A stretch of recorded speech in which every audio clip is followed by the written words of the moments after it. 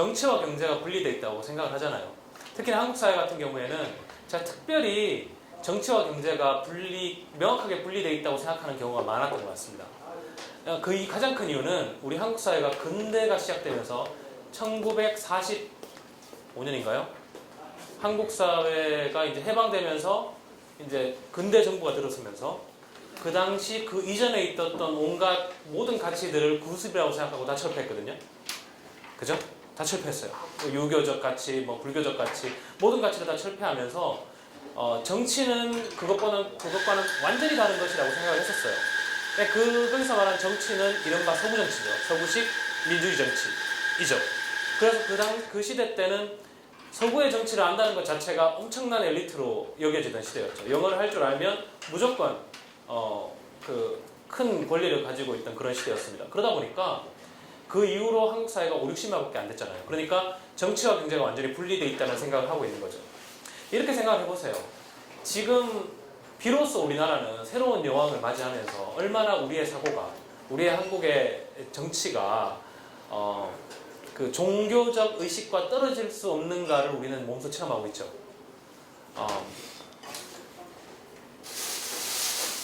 100년, 200년 후에 우리가 지금 이 시대의 어떤 유명한 목회자의 기록을 본다고 했을 때 그 사람의 기록과 지금 현재 우리 여왕님과 우리 정치가 일어나고 있는 이 상황을 배제해서 읽을 수 없거든요. 저는 그렇게 생각합니다.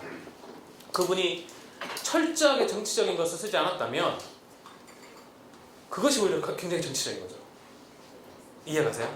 그러니까 지금의 정국 안에서 그분이 자기의 신앙적인 고백을 글로 썼다고 했을 때 아니면 어떤 설교를 했다고 했을 때 철저하게 정치적인 것을 배제하고 했다면 그것 자체도 정치적인 것이죠.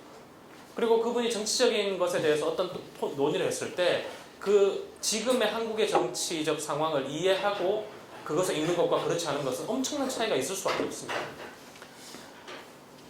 바울 시대에 바울에게 있어서 가장 큰 어떤 의미에서의 그 백그라운드는 정치적 백그라운드고 바로 로마 제국이라는 것이 줄곧 앞으로 강의를 해나가는 부분에 있어 저의 중요한 하나의 어떤 그런 시각이 될 겁니다. 그 이유는 단순히 바울의 서신을 무조건 다 로마의 정치적인 상황 맥락으로 읽어야 된다는 뜻이 아니에요.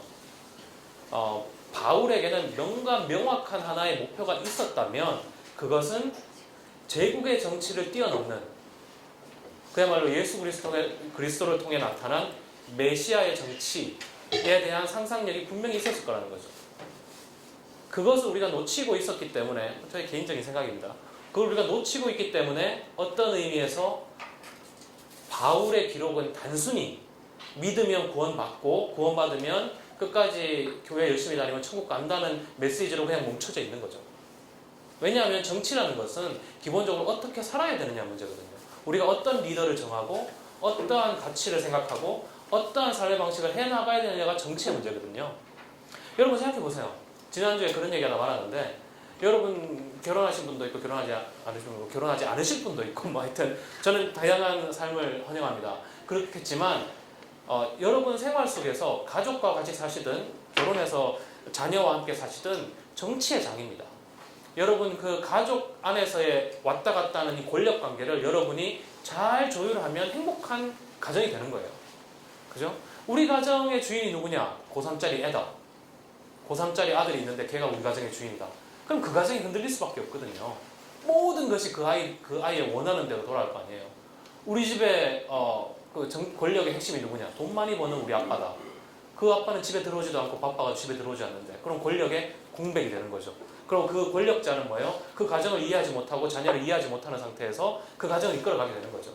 그러면 그 집안이 힘들어지는 거죠. 거기 산 증인이 저 아니겠습니까? 그죠? 저희 아버지가 언제나 바빠서 집에 안 들었거든요. 그래서 가끔 들어오면 아무것도 모르면서 이렇게 공부를 못해! 이러면서 우리 엄마한테, 저희 어머니한테 당신은 집에서 뭐 하는 거야? 애가 있다고 해도 이렇게. 그러니까 그 폭군이죠. 권력자고. 그죠? 가끔 때리기도 해요. 그죠? 폭력의 폭군이죠. 그 집안에서 자라는 아이들의 결과적으로 잘 되는지 안 되는지 모르겠지만 그것도 하나의 정치인 겁니다. 교회도 정치죠.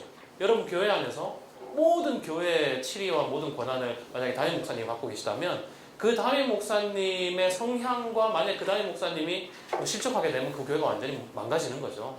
그러니까 결국 우리의 삶 자체는 정치하고 떨어뜨릴 수 없습니다. 지금 우리가 얘기하는 정치라는 건 아주 좁은 의미의 대의 정치, 우리 한국의 어떤 정치의 시스템만을 생각하지만 우리의 삶 자체가 결국 팔레틱스인 거죠. 그래서 아리스토텔레스는 뭐라고 했습니까? 인간은 정치적 동물이다. 그러니까 인간을 동물과 구별하는, 인간을 다른 동물과 구별하는 가장 중요한 요소는 뭔가? 인간은 정치적이다. 여러분 주위에 직장을 다니든 교회를 다니든 보십시오. 굉장히 정치적인 센스가 발달한 사람이 있습니다. 그 장 안에서 권력이 어디로 오르고 있는가. 정말로 정치를 잘하는 사람은 권력이 높은 사람한테 가서 빌붙는 게 아니라 권력이 높은 사람을 누군지를 알고 어떻게 하면 그의 권력을 흐르게 해서 많은 사람이 권력을 배분하여서 가장 효과적인 공동체를 만들 것인가를 고민하는 사람이죠. 그렇게 봤을 때 바울이 교회의 서신을, 어떤 조그만 교회의 서신을 쓴다 하더라도 바울에게서 중요한 건 어떻게 하면 제국적 정치, 그죠? 세상이 돌아가는 방식의 어떤 그런 정치가 아니라 하나님의 정치, 메시아의 정치, 그리스도의 정치를 이룰 수 있을 것이냐를 고민했던 사람으로 보면 바울의 서신이 굉장히 다르게 다가온다는 거죠. 자, 일단 일찍 오신 분에게 상을 드렸고요. 데살로니가 전서 오늘 있는데요. 여러분 제가 성경책 하나 샀는데 이게 개역개정하고 세번역 성경과 같이 있는 겁니다. 그래서 개역개정 세번역 성경에 같이 있는 성경이 있으면 좋으시겠지만 제가 여러분을 사라고 강권할 수는 없고요. 한 버전 하나 정도는 갖고 계시면 좀 편리하실 거예요. 셀폰으로 보셔도 되고요. 그리고 제가 나눠드린 건 NRSV 그 성경입니다. NRSV 성경은 New Revised Standard Version이라고 그 가장 어떻게 보면 이제 문자적 해석과 약간의 영어적 의역을 가장 잘 조화한 그런 번역이라고 볼 수 있죠. 제가 이걸 나눠드린 건 이유가 있습니다. 뭐 지금부터 제가 이걸 보겠다 이런 뜻은 절대 아니고요. 여러분 얼마나 놀라겠어요. 저도 놀라운데 그런 뜻이 아니고 이걸 드린 이유가 있으니까 너무 부담스러워하지 마시고요. 데살로니가 전서 한 번쯤 읽어보셨어요? 읽어보셨어요? 제가 저번 주에 마치 바울 서신을 읽을 때 나는 교회를 안 다니고 교회에 대해서 전혀 모르고 일도 모르는데 어느 날 예수 메시아에 대한 어떤 글이라고 생각해서 우연히 읽은 글이라고 생각하면서 읽어보시라고 했죠. 그래서 과연 그게 여러분한테 어떻게 와닿는지를 한번 느껴보라고 말씀드렸는데 쉽지 않으셨을 거예요. 아마 성경을 데살로니가 전서를 보면서 이때까지 가지고 있던 어떤 선입견, 어떤 생각들 이런 것들이 자꾸 들어와서 잘 안 읽히는 것을 경험하신 분도 있을 겁니다. 한 번 더 우리 데살로니가 전서를 정말로 이 서신 자체가 2000년 전에 누군가가 썼는데 우리는 바울에 대해서 아무것도 몰라요. 그런데 과연 이 내용을 이 서신 자체로 한번 읽어보는 그런 시간을 가지도록 하겠습니다. 여러분 세번역으로 한번 읽어봅시다. 세번역 중심으로. 세번역 있으시죠? 세번역 없으신 분 있으십니까? 개역개정이세요? 그럼 개역개정으로 읽으면 다 읽으실 수 있으시겠어요? 좋습니다. 개역개정으로 갑시다. 개역개정으로. 그럼 가끔 가다가 이제 좀 어려운 부분이 있으면 세번역으로 할게요. 자, 바울과 실루아노와 디모데는 하나님 아버지와 주 예수 그리스도 안에 있는 데살로니가인의 교회에 편지하노니 은혜와 평강이 너에게 있을지어다. 은혜와 평강에 대해서는 제가 말씀드렸죠. Grace and Peace. 그레이스라는 건 값없이 주는 모든 것이 다 그레이스. 그 당시에 로마 황제가 주는 모든 선물도 그레이스. 그러나 이건 로마 황제가 주는 것이 아니라 값없이 우리가 받는 그 어떤 것은 선물 같은 것 무조건 그레이스고, 평화라는 것은 단순히 마음의 평강을 얘기하는 게 아니라 그 당시에 있어서는 전쟁이 없는 사회. 그러니까 오로지 권력자만이 줄 수 있는 것. 권력자만이 줄 수 있는 것. 힘이 있는 자만이 줄 수 있는 것. 그렇지만 이것이 황제로부터, 권력자로부터 오는 것이 아니라 바로 주 예수 그리스도, 하나님 아버지와 주 예수 그리스도를 통해서 온다는 것. 그리고 이 편지를 쓴 사람이 누굽니까? 누굴까요? 봐요. 이렇게 어제처럼 저번 주처럼 앉아있으면 이게 좀, 근데 마치 이렇게 있을까? 제가 이렇게 되니까 부담스럽잖아요. 그죠? 말하기 부담스러우시죠? 틀리면 어떨까? 자, 이 편지를 쓴 사람이 누굽니까? 바울하고 실로아노하고 디모데. 그죠? 바울이 썼지만 바울이 적어도 2명을 더 이 편지를 같이 쓰는 동력자로 이야기를 하고 있습니다. 특히나 디모데는 이제 저번에도 나왔죠. 빌레몬서에도 나왔기 때문에 굉장히 중요한 인물이라는 걸 알 수 있죠. 사도행전에 있는 또는 다른 바울이 쓰신 디모데는 잊으세요. 그냥 중요한 사람인 겁니다. 바울에게 굉장히 중요한 사람이고 실로아노도 마찬가지고. 어떤 의미에서 자, 이 세 명이 함께 지금 데살로니가에 있는 교회에 편지를 보내는 거죠. 서신을 쓰는데 시작이 우리가 너희 모두로 말미암아 항상 하나님께 감사하며 기도할 때 너희를 기억함은 너희의 믿음의 역사와 사랑의 수고와 우리 주 예수 그리스도에 대한 소망의 인내를 우리 하나님 아버지 앞에서 끊임없이 기억함이니. 자, 기억한다는 말을 자주 했는데 여기서 일단은 갑자기 좀 급작스럽지만 나왔으니까 자, 바울이 처음에 뭘 기억합니까? 이 사람들의 믿음의 역사죠. 역사라고 표현하면 이상한 저는 좀 역사 많이 나는데 이게 사역이라고 하면 더 말이 되고 이걸 영어로 하면 이제 뭡니까? work. 자, 믿음이란 건 faith죠. 믿음의 work, 행위입니다. 믿음의 행위예요. 세 번의 성경 보면 정확하게 해석됐죠. 믿음의 내가 너희들의 믿음의 행위를 기억했단 말이죠. 자, 데살로니가 전서만 읽어봐도 맨 처음 무슨 장사꾼 같은데 이렇게 얘기하면 데살로니가 전서를 읽어봐도 믿음과 행위에 대한 변증법적 아니면 대적적 관계는 바울에게 없습니다. 아예 없어요. 행위로 구원받는 게 아니라 믿음으로 구원받는 이런 거 없습니다. 그냥 믿음의 행위입니다. 바울은 이런 말을 쓰잖아요. 만약에 바울에게 명확하게 행위로 구원이 못 받고 믿음으로 받는다는 생각이 명확하게 머리에 박혀 있었다면 이런 거를 그렇게 쉽게 쓰는 사람이 아니에요. 우리가 빌레몬서 볼 때 저번 주에 봤었죠. 단어 하나하나도 명확한 계산과 의도로 쓰는 사람입니다. 단순히 이런 단어를 실수로 썼다고 말할 수 없거든요. 그냥 믿음의 행위예요. 믿음의 행위와 사랑의 수고와 소망의 인내예요. 이 세 가지가 다 뭡니까? 다 눈에 보일 수밖에 없는 겁니다. 자, 근데 기억하는 이유가 뭔가 하면 하나님의 사랑하심을 받은 형제들아 너희의 택하심을 아노라. 그러니까 내가 너희들의 택하심을 아는 이유가 뭡니까? 뭘 기억해요? 너희들에게 뭐가 있었는가 하면 믿음의 행위와 사랑의 수고와 소망의 인내를 내가 기억하기 때문에 내가 너희들이 하나님의 택하심을 받았다는 걸 아노라. 자, 택하심이란 걸 구원이라고 생각해 보세요. 그러면 구원은 뭐로 하는 겁니까? 믿음의 행위와. 자, 이러면 이제 우리나라의 이제 바울학자들 중에 3분의 2는 일단 저를 저 무식한 놈이 저 나이도 어린 놈이 막 이렇게 말씀하시겠죠. 또 성경에 나와 있잖아요. 성서에 나와 있지 않습니까? 바울이 믿음의 행위라고 얘기하지 않습니까? 믿음의 행위와. 자, 오늘 저희들이 이 8주를 통해서 바울 서신을 대부분 다 읽어갈 겁니다. 그러니까 이 대차대조가 될 거예요. 그리고 사랑의 수고와, 그죠? 그리고 소망의 인내를. 자, 바울이 인내라는 말을 굉장히 좋아해요. 앞으로 인내라는 말을 계속 씁니다. perseverance. 인내라는 건 그냥 내가 참을성이 있다 이런 게 아니라 인내라는 건 오로지 뭐를 통해서만 증명되는 걸까요? 고난과 환난을 통해서만 증명되는 겁니다. 자, 믿음이라는 건 하나님께 택하심을 받았다는 이런 거예요. 이런 거라고 돼 있죠. 그냥 제가 말씀드렸듯이 저는 이것이 이때까지의 어떤 제가 선입견으로 보자는 게 아니라 서신을 읽어가면서 과연 바울이 무슨 지금 여기에서 적어도 데살로니가 교인들한테 무슨 얘기를 하고 있는가를 보자는 거죠. 자, 이는 우리 복음이 너희에게 말로만 이른 것이 아니라 또한 능력과 성령과 큰 확신으로 된 것임이라. 우리가 너희 가운데서 너희를 위하여 어떤 사람이 된 것은 너희가 아는 바와 같으니라. 무슨 말인가 하면 자, 너희들이 아는 바와 같이 우리가 어떤 사람인지 너희들이 알고 있는데 이것이 우리의 복음은 말로만 간 게 아니라 명확하게 능력과 성령과 큰 확신으로 된 거라는 거죠. 우리가 이제 헬라어 성경을 읽어보면 헬라어 성경은 어떤 판본이든 간에 둘 중 하나입니다. 처음부터 끝까지 다 소문자거나 처음부터 끝까지 다 대문자예요. 그러니까 소문자, 대문자 섞여 있는 게 없습니다.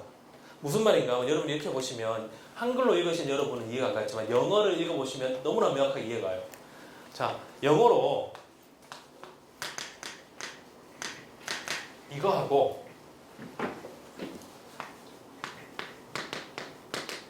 이게 달라요. 이게 소문자고 이게 대문자가 붙은 겁니다. 달라요. 마치 영어로 이것과 이것이 다른 것과 같아요. 자, 이건 뭡니까? God. 이건 뭡니까? 그냥 아무 신이나 다 God이에요. 자, 이건 뭡니까? 하나님이시죠. 자, 이건 뭡니까? 그럼 그냥 영이에요. 영. 아무 영이나 영이에요. 이건 뭡니까? 성령이죠. 근데 헬라어 판본에는 그런 거 없어요. 이건 뭐 누구나 인정하실 겁니다. 헬라어 판본은 싹 다 대문자거나 싹 다 소문자예요. 헬라어 판본은 뭐가 구별이 안 가느냐? 성령과 영이 구별이 안 갑니다. 지금 우리가 있는 성경은 학자들이 그걸 구별해서 나누는 거예요.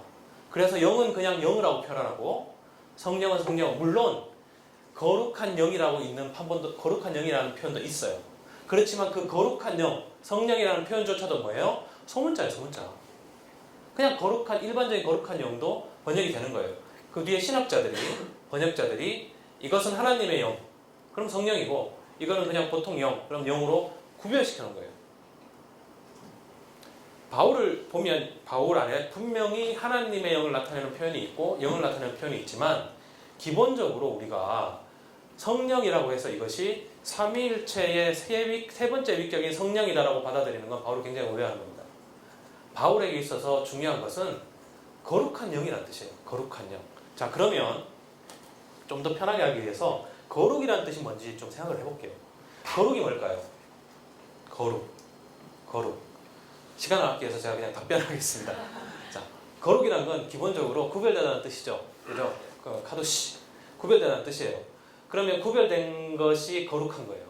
근데 누구를 위해 구별한 겁니까? 하나님에게 구별을 드린 거죠. 자, 여기 제 노트북이 있는데 이것이 좋은 거든 나쁜 거든 이런 게 중요하지 않아요. 제가 이것을 하나님을 통해 하나님께 드리기 위해 구별시켰으면 내 것이 아니라 그 누구의 것이 아니라 하나님 것으로 구별시켰으면 이게 거룩한 거예요. 이 책상도 거룩한 거고 의자도 거룩한 거고 그런 거예요. 거룩이라는 게 뭔가 어떤 거창한 의미가 있는 게 아닙니다. 하나님에 드리기 위해서 내가 그러니까 나의 보통은 이제 구약성서에 나의 첫 소산이 거룩한 거죠. 첫 소산을 거룩해서 분리해내서 그걸 하나님께 드리는 거죠. 하나님께서 그래서 분리해내기 위해 제사에 죽이는 동물들도 다 지시하셨고 문제는 뭔가 하면 거룩한 사람이라고 성자 거룩한 사람이라고 했을 때 그 거룩한 사람이 문제가 되는 거예요.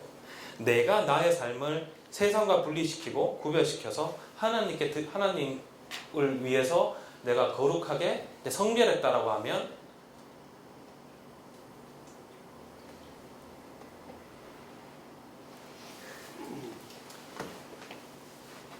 그 의미를 알게 되면 지금 교회에서 여러분이 아이들에게 구원받아서 거룩한 삶을 살아라고 하는 것이 어떤 의미인지를 여러분이 알게 되실 거예요. 여러분이 그 얘기를 하는 순간 걔네들은 정말 불행한 인생 어떻게 보면 정말 인생에 엄청난 얘기를 하는 거예요. 그분한테. 그러니까 세상에 그냥 우리는 쉽게 얘기해요. 세상을 따르지 말고 세상에 어떤 것을 하지 말고 하나님의 방법으로 하나님에서 인생을 살아라 뭐 이런 얘기해서 거룩한 삶을 살아라 그러지만 바울이 그런 얘기를 했잖아요. 바울이 그런 얘기를 할 때는 그 다음에 만약에 조금이라도 나가면 바울이 뭐라 그럽니까? 이 병신 같은 놈들이 뭔 짓거리를 하고 있어. 여러분 갈라디아서에서 바울이 그렇게 얘기합니다. 너희들이 거룩한 자로서 구별받았다고 하면서 어떻게 그런 말을 할 수 있냐? 그런 삶을 살 수 있냐? 그런 생활을 살 수 있냐? 막 미친 듯이 때리거든요. 그러니까 그 거룩이라는 건 굉장히 무서운 의미죠. 저도 청년부 맡았는데 청년부한테 부임 인사 보였습니다. 여러분은 잘못 걸렸습니다. 네. 여러분 잘못 걸렸습니다. 여러분 인생이 참 불쌍합니다. 그렇지만 저희 어떡하겠습니까? 배운 대로 얘기해야죠. 어쩌겠습니까? 그죠? 하나님의 말씀을 얘기한다면 그냥 내 얘기를 하라 그러면 하겠는데 성령의 말씀을 듣고 싶으면 여러분은 힘든 것이다. 자, 어쨌든지 간에 여기에서 일단 능력과 성령과 큰 확신으로 된 것인데 거룩한 영이죠. 그죠? 여기서 영입니다.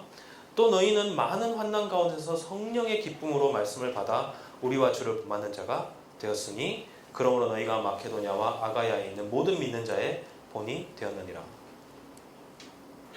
생각을 해보세요.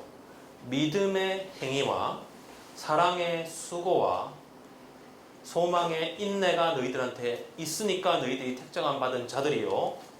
바로 너희들이 그런 삶을 사는 사람들인데 그 사람들이 복음을 받았을 때 그런 복음을 받았을 때 어떻게 했습니까? 어떻게 했다고 되어 있어요? 너희들이 어떻게 했다? 6절에 환난 가운데 성령의 기쁨으로 말씀을 받았다 그랬어요. 그거 그냥 성경이니까 그냥 그 사람들은 뭐 그렇게 살았겠지. 그게 아닙니다. 이게 정말 저는 이 말씀이 이해가 안 가요. 어떻게 이 세 개를 다 하라고 어떤 형식이든 제가 얘기했죠. 바울이 명확하게 이야기한 복음은 우리가 서신에 나와 있잖아요. 도대체 어떤 식으로 예수 그리스도를 설명하고 어떤 식으로 복음의 정수를 설명했는지 바울의 서신에 나와 있지 않습니다. 여러분 읽으면서 열심히 찾아보세요. 저도 열심히 찾고 있습니다. 나와 있잖아요. 제가 아직까지는. 그러나 이것은 그걸 받고 난 다음 그 사람들의 교회에 바울이 쓴 서신이죠. 근데 중요한 건 뭔가 하면 그 사람들이 환난 중에서도 이 모든 것을 듣고 이 모든 것을 결단하며 기뻐했습니다. 기뻐했다. 근데 그 기쁨이 어디서 나왔는가 하면 너희들의 생각에서 나온 게 아니라 성령의 기쁨이라는 거예요. 그러니까 성령의 기쁨일 수밖에 없죠. 인간적으로 어떻게 기쁩니까? 여러분 기뻐요? 저도 요즘 맨날 도대체 어떻게 제가 지난주 말씀드렸죠. 제 선생님 중에 한 명이 몰트만한테 가가지고 도대체 왜 이걸 믿었습니까? 그랬더니 몰트만이 뭐라고 했어요? 십자가. 딱 그러고 설명을 안 했다 그랬잖아요. 그래서 제 선생님이 비겁하게 십자가라 그러면 다 해결이 되나? 하여튼 이 질문이 어떻게 해결이 될지 한번 고민해 봅시다. 우리가. 7절 그러므로 너희가 본을 받는 자가 되었고 8절 주의 말씀이 너희에게로부터 마케도냐와 아가야에 들릴 뿐 아니라 하나님을 향하는 너희 믿음의 소문이 각처에 퍼졌으므로 우리들은 아무 말도 할 것이 없노라. 그들이 우리에 대해 스스로 말하기를 우리가 어떻게 너희 가운데서 들어왔는지와 너희가 어떻게 우상을 버리고 하나님께로 돌아와서 살아계시고 참되신 하나님을 섬기는지와 또 죽은 자들 가운데서 다시 살리신 그의 아들이 하늘로부터 강림하실 것을 너희가 어떻게 기다리는지를 말하니 이는 장래의 노하심이 우리를 건지시는 예수시니라. 바울에게 있어서 믿음이라는 것은 제가 이제 여기 보면 이제 7절에 보면 모든 믿는 자의 본이 되었다고 했잖아요. 자 보세요. 너희들의 이러한 형태의 삶이 좀 믿음의 행위, 사랑의 수고, 그리고 소망의 인내가 믿는 자들의 본이 된 거잖아요. 그러면 그 믿는 자들의 그들이 이 사람들의 본을 받았기 때문에 이 사람들이 믿는 자가 된 거잖아요. 그럼 여기에서 믿음이 뭘까요? 여기에서 믿음은 그냥 저에게 의견이에요. 절대로 그저 나의 입으로 예수 그리스도가 나의 구원자라고 말하는 게 믿음이 아닙니다. 또는 예수 그리스도가 구원자라고 생각하는 게 믿음이 아니에요. 자, 믿음이라고 하면 앞으로 이 시간에서는 믿음이라고 하면 그러니까 여러 가지 힘든 의미가 있는데 간단하게 설명드릴게요. 보통 faith하고 하면 따라오는 단어들이 있어요. knowledge 같은 그러니까 지식과 믿음. 그죠? 근대 사회에서 지식이 아닌 것은 믿음이죠. 지식은 내가 이해해서 하는 거고 믿음은 내가 이해 못하지만 내가 그냥 대충 믿는 거죠. 이것은 싹 다 근대적인 생각입니다. 나쁘다는 게 아니에요. 바울한테는 이런 생각이 없었다는 거예요. 바울에게서 믿음이라는 것은 영어로 하면 commitment, 한국말로 하면 뭐가 좋을까요? 결단. 그 결단이 어떤 거예요? 이례적인 결단이 아니라 매일매일 하는 결단. 지금 제가 하는 얘기가 여러분 굉장히 생경합니까? 아니죠. 여러분 교회 다니면서 많이 들었던 얘기죠. 어떤 목사님들 와서 많이 하는 거잖아요. 믿음은 그런 게 아니야. 믿음은 날마다 죽고 결단하는 거라고 바울이 아니라 그렇게 했죠. 근데 언제부터 믿음이라는 것이 그저 내가 입으로 말하고 내가 믿는다고 생각하면 이루어지는 어떤 구원의 세계가 되는 거. 그래서 이신칭이라는 것이 오해되기 시작하는 거예요. 이신칭에서 바울이 말할 때 믿음으로 구원을 받는다는 그 믿음은 그야말로 결단입니다. 커미트먼트. 내가 이러겠다. 바울이 데살로니가에 있는 어디에? 에클레시아에 서신을 보냈죠. 교회가 헬라어로 에클레시아입니다. 분위기 진짜 이상해요. 어제 저번 주에는 저기 앉았으니까 세미나 분위기인데 여기는 약간 설교 분위기 되는 것 같아요. 일단 여러분 죄송합니다. 좀 이렇게 좀 분위기가 좀 그렇게 돼서 에클레시아라는 것은 제가 지난주에 말씀드린 모임이에요. 모임. 근데 어떤 모임이냐? 가장 쉽게 표현하면 어떤 것을 결정하는 모임이에요. 그걸 에클레시아예요. 그러니까 여러분이 어디 산악회에서 산을 간다 그랬을 때 어느 산을 갈지 결정을 한다 그랬을 때 그것이 이제 에클레시아인 거예요. 근데 왜냐하면 그때는 시민들이 모여서 결정하는 어떠한 형식, 어떠한 모임이라는 것이 중요했거든요. 그렇기 때문에 그것을 에클레시아라고 불렀는데 로마는 정치적, 완전히 로마의 정치에 대해 논하거나 반하는 것 이외에 다른 결정을 하는 기구는 인정을 한 거예요. 예를 들면 반상회 뭐예요? 에클레시아예요. 그러면 아파트 반상회 모여서 왜 모여요? 그 사람들이 뭔가를 결정하기 위해 모이는 거잖아요. 결정하는 뭐 다수결로도 하고 뭐 어떤 돈도 왔다 갔다 하고 뭐 그런 식으로 결정을 하죠. 자, 에클레시아는 뭔가 하면 그런 식의 결정하는 단체예요. 바울이 에클레시아라고 불렀을 때 그 사람들은 뭐예요? 이미 결정을 한 거예요. 자기가 예수 그리스도의 메시아에게 충성하는 결단하는 사람들이죠. 그런 사람들에게 믿음이라는 것은 결단이자 커미트먼트지 그저 내 머릿속으로 예수님이 맞는 것 같아. 예수님이 십자가에 나를 위해 돌아가신 것 같아. 라고 생각하는 거하고 아무 상관없어요. 아무 상관없습니다. 서신을 보게 말합니다. 아무 상관없어요. 바울은. 믿음이라는 건 그야말로 커미트먼트. 내가 그 회에 들어가서 내 구성원이 돼야지. 딱 들어오면 어떻게 되는 거예요? 밖으로 나가면 바울은 뭡니까? 밖으로 나가는 그 순간 어떻게 되는 거예요? 멸망당하는 거예요. 나갈 수 없는. 나가는 건 멸망이에요. 왜냐하면 육의 세계니까. 이미 들어와 있으면 영을 믿음을 가지고 들어왔으면 하나님을 알고 믿음을 알고 다시 나가면 뭐예요? 하나님을 알았다고 몰랐다고 부인하지 못할 것이다. 엄청 무서운 집단이에요. 제가 시간이 나오면 제가 왜 이러한 어떤 에클레시아, 바울의 에클레시아라는 어떤 상상력이 이후에 공산주의자들이 자기들의 어떤 모임을 만드는데 씨앗이 되고 세계를 바꾸는 어떤 정치적인 기구가 될 수 있다고 많은 철학자들이 생각하는지 연결되거든요. 이러한 어떤 그런 내면이 있는 거죠.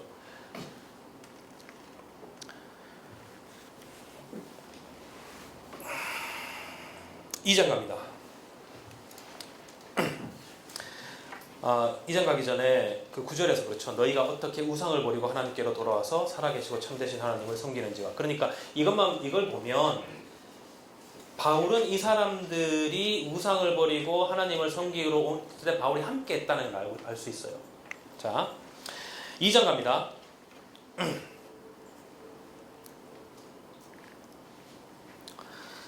형제들아, 우리가 너희 가운데 들어간 것이 헛되지 않은 줄을 너희가 친히 아나니 너희가 아는 바와 같이 우리가 먼저 빌립보에서 고난과 능욕을 당하였으나 우리 하나님을 힘입어 많은 싸움 중에 하나님의 복음을 너희에게 전하였노라. 보세요. 자, 여기서 바울이 서술하는 역사적 사건이 나오죠.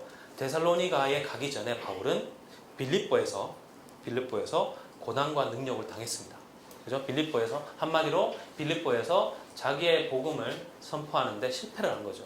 그 실패를 봐서 데살로니가로 들어갔겠죠.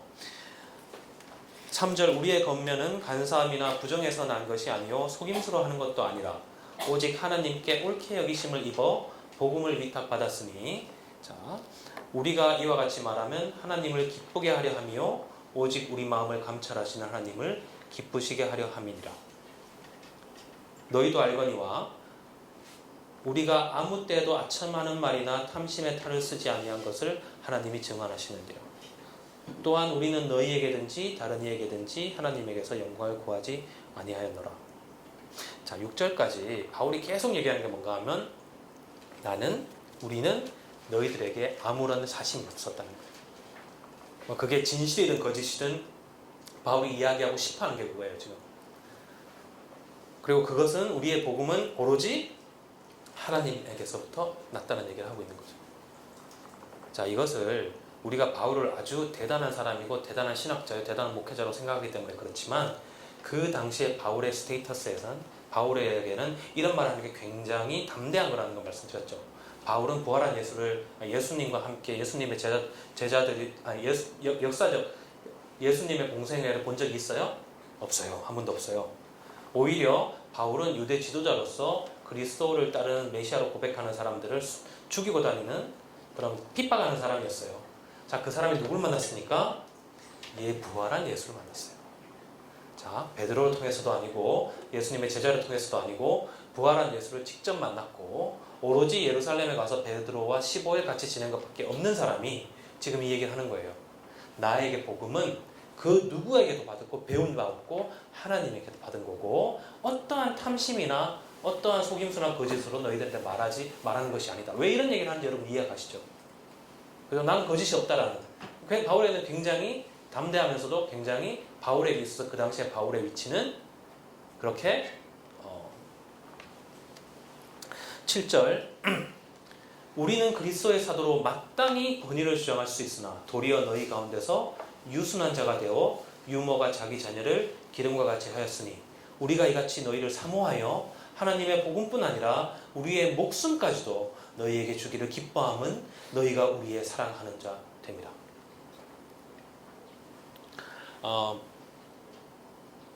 시간이 남으면 다시 돌아와서 좀 더 이렇게 할게요. 일단 중요한 부분을 하면서 일단 끝까지 좀 읽는 게 중요하니까요. 우리가 여기를 보면서 바울이 정말 그런 사람이었느냐고 얘기하는 것은 좀 힘들지만 바울이 몇 번을 계속 반복하면서 얘기하는 건 뭔가 하면 나는 너희들에게 나의 목숨까지도 우리의 목숨까지도 줄 수 있다라고 얘기를 해요. 그리고 그 이유가 뭔가 하면 마지막에 뭐라 그럽니까? 너희가 어떤 사람이에요? 우리의 사랑하는 자. 자, 그 사람들은 바울과 이 디모데와 실로아의 사랑을 뭐 하는 사람이에요? 받는 자. 자, 사랑이라는 것은 일단 기본적으로 여기서 주고받는. 그러니까 주고받는 게 아니라 주는 사람이 있고 받는 사람이 있어요. 그러니까 그 헬라어 동사도 그렇고 영어도 그렇고 I love you, you are beloved person. 너는 사랑을 받는 사람이라는 거예요.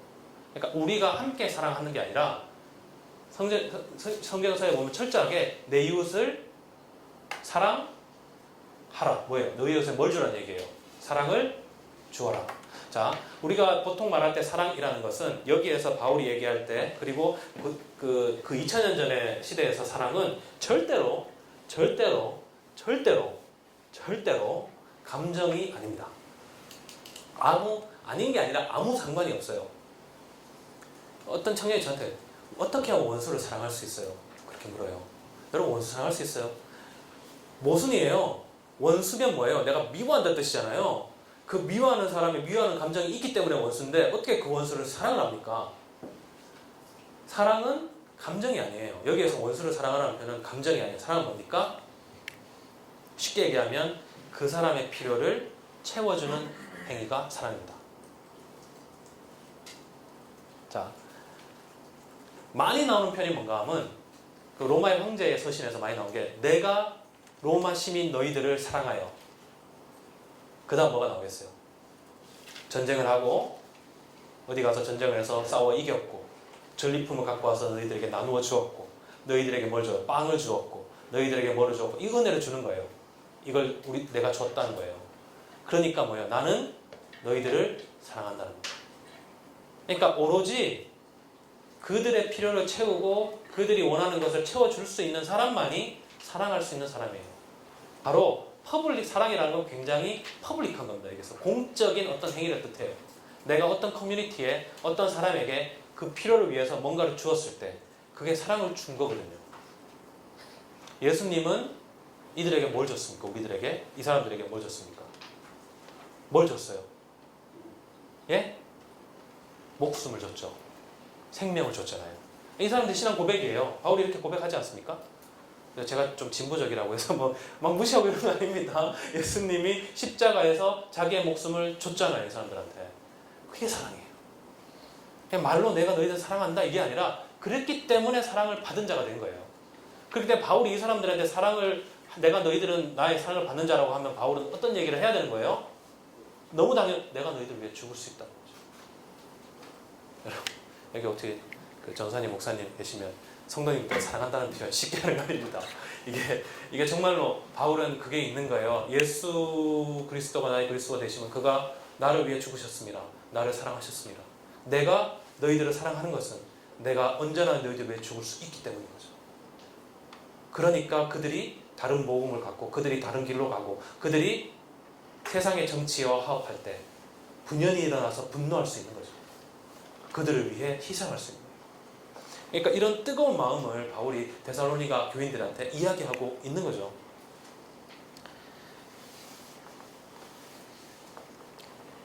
형제들아, 우리의 수고와 애쓴 것을 너희가 기억하리니 너희 아무에게도 폐를 끼치지 아니하려고 밤낮으로 일하면서 너희에게 하나님의 복음을 전하였노라. 우리가 너희 믿는 자들을 향하여 어떻게 거룩하고 옳고 흠없이 행하였는지에 대하여 너희가 증인이요 하나님도 그러하시도다. 너희도 아는 바와 같이 우리가 너희 각 사람에게 아버지가 자기 자녀에게 하듯 권면하고 위로하고 경계하노니 이는 너희를 부르사 자기 나라와 영광에 이르게 하시는 하나님께 합당히 행하게 하려 함이라. 보세요. 자, 우리가 이제 상상을 해봅시다. 이 서신을 가지고, 내용을 가지고 과연 바울이 그들과 어떤 관계였는지 상상을 해보자고요. 빌립보에서 바울이 복음 전하는데 실패를 해요. 그리고 거의 죽을 뻔을 하죠. 사도행전에 나오는 기록이에요. 얼마만큼 맞는지 모르겠지만 하여튼 바울이 얘기하기 빌립보에서 환난과 고초를 당하고 데살로니가란 도시로 들어갑니다. 데살로니가 도시에 들어가서 바울이 이제 그때 이제 이렇게 힘들게 들어가서 어디로 갔는가 하면 밤낮으로 일하는 곳으로 갔죠. 그러니까 우리가 이런 바울의 이런 표현을 단순히 영적인 걸로 막 이렇게 해석할 필요 없어요. 밤낮으로 일하는 곳에 갔죠. 바울의 직업이 뭐죠? 텐트 메이커. 어디 갔을까요? 텐트 만드는 데 갔겠죠. 그죠? 일하는 곳에. 자, 텐트 메이킹이라는 게 여러분 그 당시 텐트는 그 가죽으로 만드는 텐트잖아요. 자, 그러니까 엄청나게 이렇게 집단 작업이거든요. 그죠? 그러니까 그 텐트를 만드는 군락촌이 있었겠죠. 자, 거기 노동자들이 있었을 것이고 노동자들이 밤낮으로 먹고 자고 일하면서 텐트를 만들고 돈을 버는 곳이었겠죠. 자, 바울과 신라도 디모데가 갔을지 모르겠지만 바울과 신라가 가가지고 신라가 가서 그 사람들 안에서 절친을 뭘 했어요? 밤낮으로 함께 일합니다. 밤낮으로 일합니다. 앉아서 일하고 그 고된 일을 같이 하는 거죠.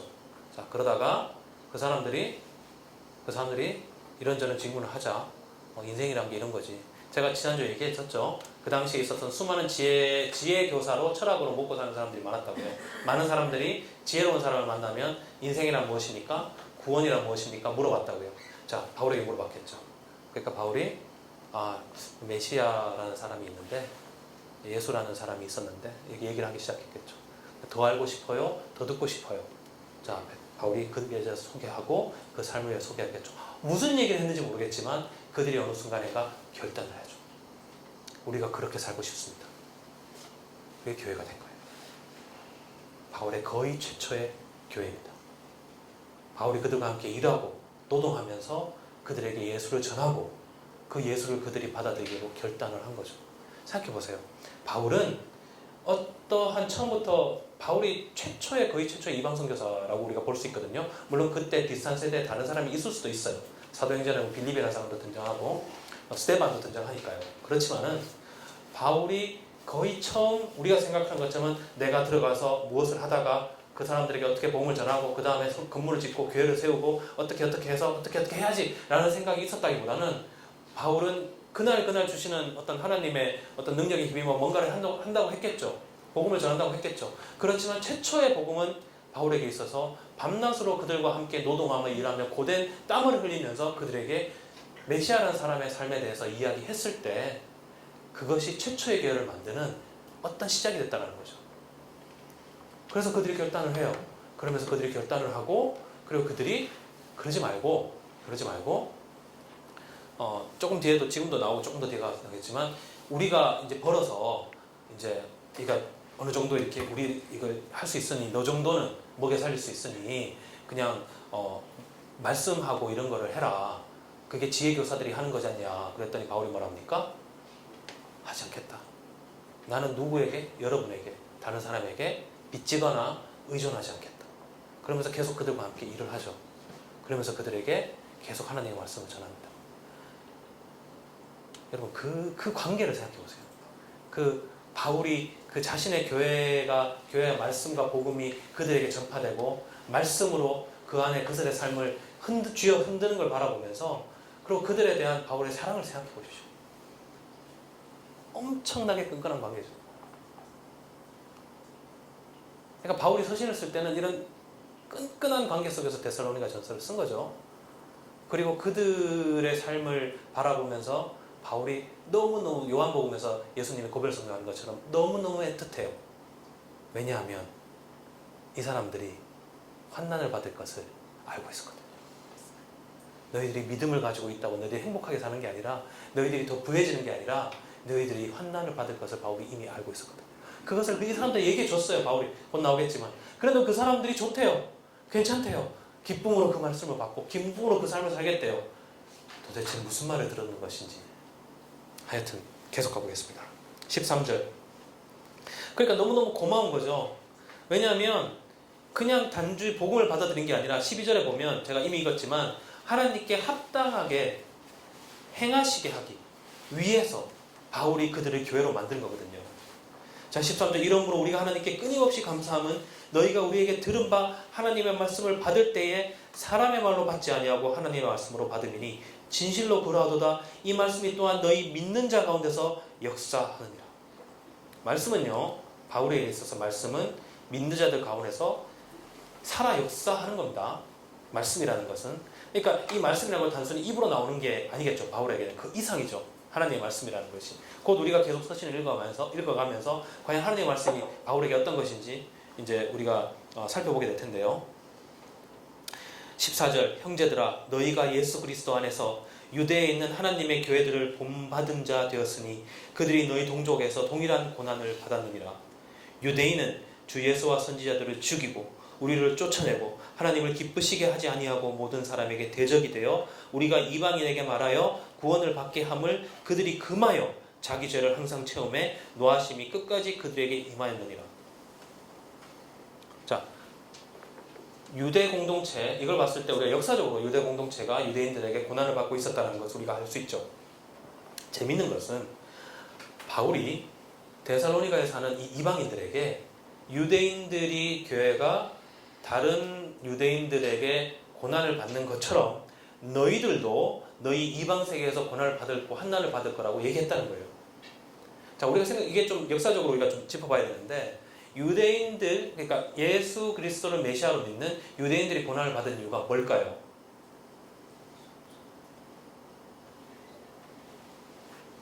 우리는 보통 종교적 이유라고 생각해요. 그러니까 유대교는 예수를 메시아로 받아들이지 않죠. 왜냐하면 메시아는 로마에 의해서 십자가에 달려 죽은 한 사람일 뿐이죠. 그가 이스라엘을 회복하지도 못했고 이스라엘의 야훼 종교를 회복하지도 못했고 성전을 다시 세우지도 못했어요. 다윗의 왕국을 다시 세우지도 못했고 메시아가 아닌 거예요. 제사장도 아닌 거예요. 이방인들에게는. 그들이 예수를 메시아로 받아들일 이유가 없는데, 그 예수가 부활했다고 믿으면서 믿는 유대인들이 있었기 때문에 이 사람들을 핍박했어요. 왜? 이게 중요해요. 왜? 미워서? 아니, 그러니까 생각해보세요. 같은 여러분이 교회 사람인데 여러분 교인 중에 예를 들면 이단이라고 해보세요. 이단이 생겼어요. 그죠? 자, 이단이 생기면 이 이단 사람들이 우리끼리 이제 우리 믿는 믿음을 믿겠어 그러면서 믿고 살아요. 핍박해요? 핍박할 수도 있죠. 그렇지만은 1대1로 연결되는 건 아니에요. 그런 이유도 있겠지만 많은 학자들이 얘기할 때 여러분이 이것은 그냥 하나의 의견으로 받아들이십시오. 예수 그리스도가 십자가에 죽은 게, 십자가에 누구를 못 박아 죽이는 거라고 했어요? 정치범이 딴 게 아니에요. 무슨 혁명을 주도하고 이런 게 아니라 로마가 보았을 때 그들의 질서를 뒤흔들고 위배하는 자, 십자가 못 박아 죽이거든요. 말려 죽이는 거죠. 그 정치범을 따르는 그가 부활했고 그가 승리했고 그가 새로운 나의 로드, 주라고 고백하는 사람들이 있단 말이에요. 유대사회 안에. 안 그래도 유대사회와 로마 제국과는 엄청난 알력과 긴장이 있었어요. 우리가 어떻게 알아요? 그로부터 예수님이 부활하시고 40년 후에 어디를 완전히 쓸어버려요? 예루살렘을 도리에 돌아오시 다 쓸어버리죠. 이유는 뭐예요? 유대인들이 로마의 정치에 도움이 안 된다는 거예요. 로마의 시스템을 위협한다는 거죠. 반란을 일으키고. 그리고 그로부터 400~500년 이후, 500년, 300년, 아니야 200년 이후에 갑자기 생각이 안 납니다. 어떤 황제는 아예 유대 땅에서 이스라엘 유대인들을 다 몰아내죠. 다시는 못 돌아오게. 그래서 유대인들이 땅 잃은 백성이 돼서 시오니즘, 저기 이스라엘을 회복할 때까지 1000몇백 년 동안 유랑하는 민족이 된 거죠. 그런 사람들인데 안 그래도 그렇게 불안하고 이제 뭐 우리 그 사람도 모르겠지만 이제 30-40년 후면 그 예루살렘 성전이 완전히 파괴되는 그러한 정치적 상황에 이 로마가 십자가에 못 박아 죽인 사람을 메시아라고 믿고 부활했다고 믿고 떠들고 다니니까 얼마나 위험하겠어요. 그럼 이러한 믿음을 이방인들이 가지고 있다 그랬을 때 이방인들은 안 위험하겠습니까? 당연히. 그러니까 이 이방인들이 이런 믿음을 가졌다고 해서 유대민족에 핍박받는 게 아니라요, 이들이 유대민족에 핍박받은 거하고 마찬가지로 너희들이 이 신앙을 가지면 지금의 세계에서, 지금의 정치적 상황에서 너희들이 환난을 당할 수밖에 없다는 것을 바울은 알고 있었다는 거죠. 바울은 이걸 알면서도 복음을 전하러 갔어요. 자기의 복음을 듣는 사람들이 엄청난 환난과 핍박 속에 살아갈 거라는 걸 알면서도 그 길을 갔죠. 왜 그 길을 갔을까? 자, 계속 읽어봅시다. 17절. 그러니까 걱정이 돼요. 형제들아, 우리가 잠시 너희를 떠난 것은 얼굴이요 마음은 아니니 너희 얼굴 보기를 열정으로 더욱 힘썼노라. 그러므로 나 바울은 한두 번 너희에게 가고자 하였으나 사탄이 우리를 막았도다. 우리의 소망이나 기쁨이나 자랑의 면류관이 무엇이냐? 그가 강림하실 때 우리 주 예수 앞에 너희가 아니냐? 너희는 우리의 영광이요 기쁨이니라. 이것을 그냥 단순히 그냥 그렇게 미사역으로 받아들이는 게 아니라 바울은 그 사람들한테 뭘 걸었어요? 생명도 바칠 수 있는 바울은 그들에게 자기 삶의 의미를 걸은 거예요. 너희들이 그 믿음을 포기하면 나는 하나님 앞에 보일 게 아무것도 없다라는 거죠. 도대체 바울이 어떠한 복음을 소유했는지 우리는 아직 보지 못했어요. 그렇지만 바울은 내가 전도한 그들의 믿음이 흔들리지 않은 것이 바로 나의 삶의 모든 의미요, 나의 전적인 하나님 앞에 그들이 모든 영광이라는 정말 애끓는 심정으로 복음을 전했습니다.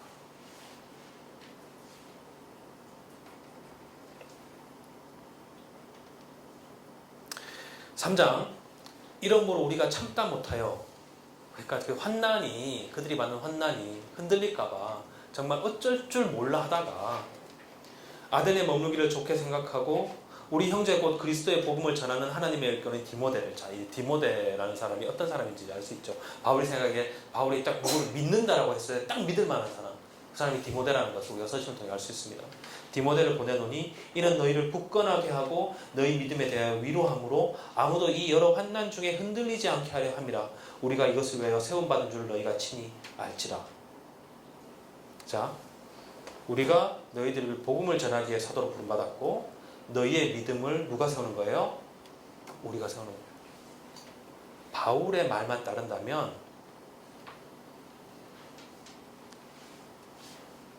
좀 구식이지만 성도들의 넘어짐과 성도들의 믿음을 잃는 것은 누구 책임입니까?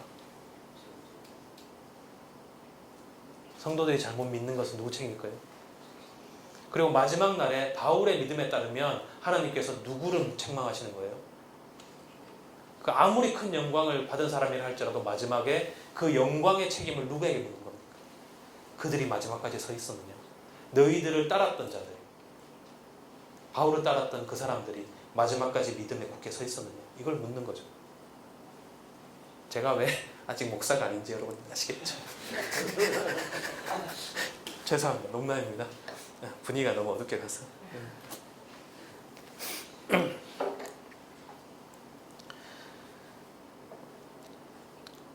4절, 3장 4절. 우리가 너희와 함께 있을 때 장차 받을 환난을 너희에게 미리 말하였는데 과연 그렇게 된 것을 너희가 아느니라. 이러므로 나도 참다 못하여 너희 믿음을 알기 위하여 그를 보내었노니 이는 혹 시험하는 자가 너희를 시험하여 우리 수고를 헛되게 할까 함이니 지금은 디모데가 너희에게로부터 와서 너희 믿음과 사랑의 기쁜 소식을 우리에게 전하고. 자, 여기서 그들의 믿음과 사랑이 어떤 겁니까? 그냥 입으로 하나님을 믿습니다, 우리 형제를 사랑합니다, 이겁니까? 아니에요. 그 사람들이 전혀 흔들리지 않고 그 결단이 전혀 흔들림 없이 계속 있더라. 사랑이란 뭐예요?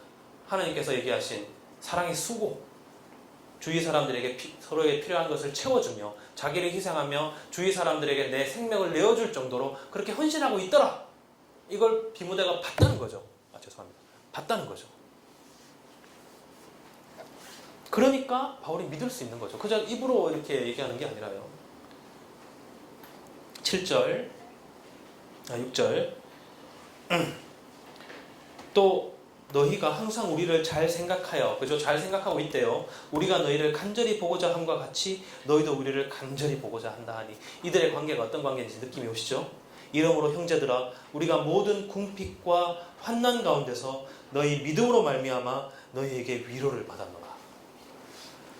이걸 이쯤 되면 저는 너무 감동적인 거죠. 이 바울이 정말 정말 맨몸으로 그 소아시아의 그 도시들을 다니면서 엄청난 환난과 매맞음과 감옥에 투옥되기도 하고 뭐 그러면서 복음을 전하면서 오로지 뭘 통해 위로를 받았습니까? 그가 전한 복음을 받은 사람들이 믿음이 흔들리지 않고 그들이 계속 서로를 사랑하며 자기의 목숨 내어주는 것까지 함을 듣고 위로를 받은 거죠. 그러니까 적어도 바울에게 있어서 목회라는 것, 미니스트리라는 것은 이런 겁니다. 그러니까 성도들이 흔들리는 것에 흔들리지 말고 나의 길을 간다. 이거는 말이 안 되는 거예요. 바울은 나의 모든 것이 그들에게 있는 거예요. 그들이 목숨을 원하면 내 목숨까지 내어줄 수 있을 정도로. 왜냐하면 그들은 바울이 말한 그 힘든 복음, 그 환난의 복음을 듣고 결단해 주겠다고 바울에게 말한 사람들이거든요. 보네퍼의 의미로 하면 값싼 믿음이 아니라 정말 값비싼 믿음의 그 증거를 바울에게 보여준 사람들이거든요. 8절 그러므로 너희가 주 안에서 굳게 선즉 우리가 이제는 살리라. 우리 하나님 앞에서 너희로 말미암아 모든 기쁨으로 기뻐하니 너희를 위하여 능히 어떠한 감사로 하나님께 보답할까 주야로 심히 간구하면 너희 얼굴을 보고 너희 믿음이 부족한 것을 보충하게 하려 함이라. 자, 이제 바울이 이 서신을 쓴 이제 목적이 두 번째 목적이 나오죠. 고맙다. 너희를 통해 우리가 산다. 그렇지만은 너희가 부족한 것을 내가 이야기하고 싶다. 이런 얘기를 하고 있습니다. 하나님 우리 아버지와 우리 주 예수는 우리의 길을 너희에게로 갈 수 있게 하시오며 또 주께서 우리가 너희를 사랑함과 같이 너희도 피차간에 모든 사람에 대한 사랑을 더욱 많아 넘치게 하사 너희 마음을 굳건하게 하시고 우리 주 예수께서 그의 모든 성도와 함께 강림하실 때에 하나님 우리 아버지 앞에서 거룩함에, 이제 거룩함이 나옵니다. 거룩함에 흠이 없게 하시기를 원하노라. 자, 어떤 바울이 그 사람을 얘기할 때, 자기의 교회를 치리할 때 중요하게 생각하는 여러 가지 목적들이 나오죠. 그 사람들이 하나님이 원하신 걸 행하고, 그죠? 결국에는 믿음이 굳건하게 서면 그 굳건한 믿음이 결단이 뭐로 나옵니까? 사랑함으로 나오는 것이고, 그 사랑함은 자기를 희생하고 자기를 내어주는 그 사랑함에 있는 것이고, 그렇게 할 때에, 그런 삶을 살 때에 그리스도가 강림하실 때까지 우리 아버지 앞에서 거룩하다고 말할 수 있는 성도들이라는 거죠. 성도라는 게 거룩하다고 말씀하십니다. 그래서 우리가 이걸 보면 바울이 꿈꾸었던 교회라는 것이, 에클레시아라는 것이 얼마만큼